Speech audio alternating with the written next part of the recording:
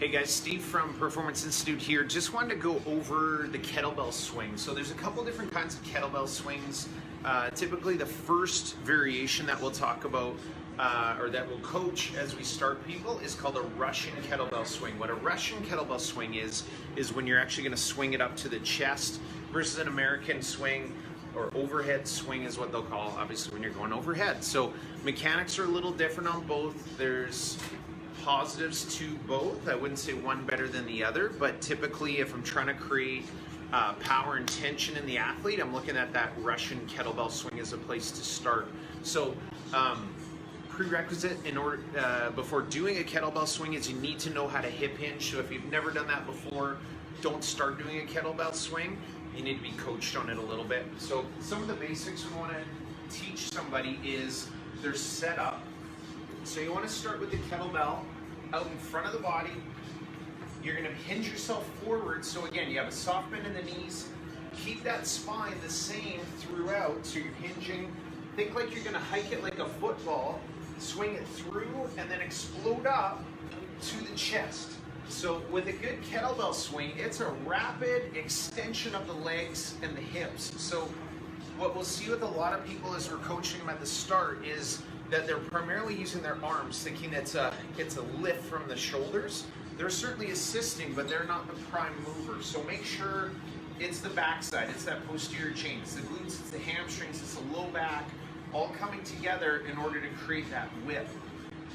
One of the big benefits of using a kettlebell is the fact that it works on your dynamic stability. So what I mean by that is typically in the strength training world, we're doing a bench press or a squat, and everything is a very linear pattern of load, and we don't get all these dynamic forces being thrown around at us. And the great thing about a swing is it's out in front of you, it's right underneath you, it's behind you. There's all these different pulls on the body that your body has to learn how to compensate.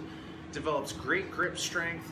And the truly magical thing about a kettlebell swing is you have to be under tension quickly, and then at the top of the swing, there's actually a period where you can relax and unload almost before you start to pull it back down. So that is very much representative of what sport is like, where there's a time where you're maybe not under tension, then whoop, you got to quickly activate and stabilize the body in order to move quickly. So just going through it again, if you're starting a kettlebell swing, please learn how to hip hinge. You can do different drills where you're learning how to hip hinge against the wall. You could have a dowel up your spine, so you're learning those points of contact with your hips, your shoulders, your head, without losing that good neutral position. You should be going through those sequences first before you learn the kettlebell swing.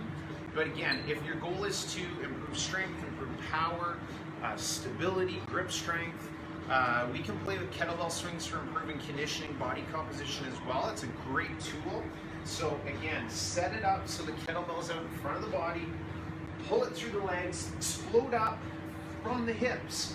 And you want to think about abs tight to the bottom and glutes and lats tight as you swing that kettlebell up. So great way to think about it too is start in short duration of reps. So don't start 15 reps trying to swing it as hard as you can, but even start with like 5 swings, take a brief rest, do it again, perfect your form. Again, great benefits from the swing. Hopefully that helps. If you have any questions, please message us, and if you're looking for more tips, check out our great PI blog. We've got warm-ups, nutrition tips, more Move Like an Athlete sessions here where you can learn more. Thanks a lot, guys.